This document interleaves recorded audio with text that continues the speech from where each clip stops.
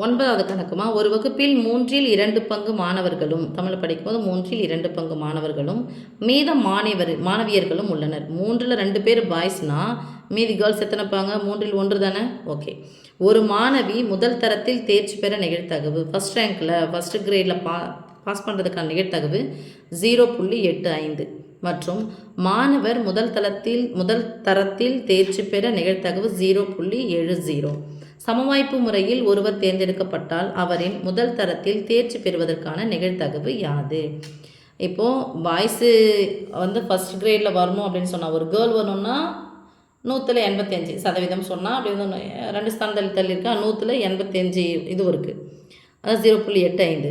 Boys first கிரேடில் வரணும்னா 0.70 இருக்குது. இப்போது சமவாய்ப்பு முறையில் ஒருத்தரை சூஸ் பண்ணோம் அப்படின்னு சொன்னால், அவங்க ஃபஸ்ட் கிரேடில் வந்திருக்கணும் அப்படின்னு சொன்னால் அதுக்கான நிகழ்தகவு என்னன்னு கேட்குறாங்க.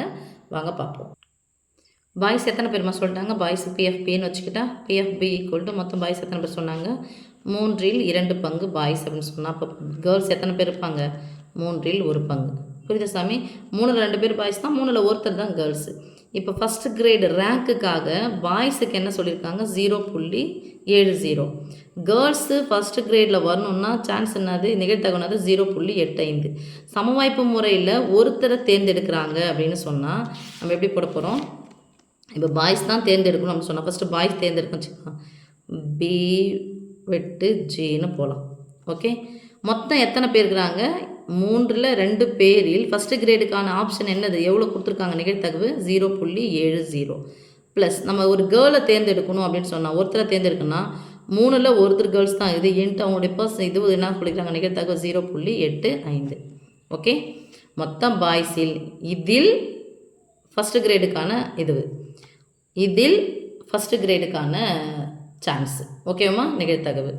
இப்போது நடுவில் பெருக்கல், குறுக்க ஒரு பின்னையன் ஒரு முழுயன், நடுவில் பெருக்கல் வந்துச்சுன்னா குறுக்க கேன்சல் பண்ண வேணாம், நம்ம அப்படியே போட்டோம். ஏன்னா இது ஒரு எண், இது ஒரு எண்ணுக்கு, ப்ளஸுக்கு முன்னாடி இருக்கிறது ஒரு எண், ப்ளஸுக்கு பின்னாடி இருக்கிறது ஒரு எண், பை 3 இருக்குது. அதனால் என்ன பண்ணுறேன்? ஃபஸ்ட்டு நேராக பெருக்கிறேன். 0 7 2 14, 2 ஸ்தானம் தள்ளி புள்ளி வைக்கணும், 1.40 பை 3 ப்ளஸ் 85 2 ஸ்தானம் தள்ளி புள்ளி வைக்கணும், பை 3. இப்போ ஒரு பின்னையன் இன்னொரு பின்னையன், நடுவில் ப்ளஸ்ஸோ மைனஸ் வந்துச்சுன்னா பகுதிகளை பார்க்கணும். பகுதிகள் ஒரே மாதிரி எத்தனை முறை 3 வந்தாலும் ஒரே முறை போடுறோம். இதை கூட்டிக்கலாம். முழு எண் இருக்குது, இது தசம எண். 40 85 கூட்டினா கடைசி நம்பர் 5. 8 4 12க்கு 2, மீதி 1, இங்கே 0 தான் இருக்குது, 1 1 2. இப்போ ஷார்ட் பண்ணால் இது எவ்வளோ சாமி வரும்? 2ல் 3 அடங்காது.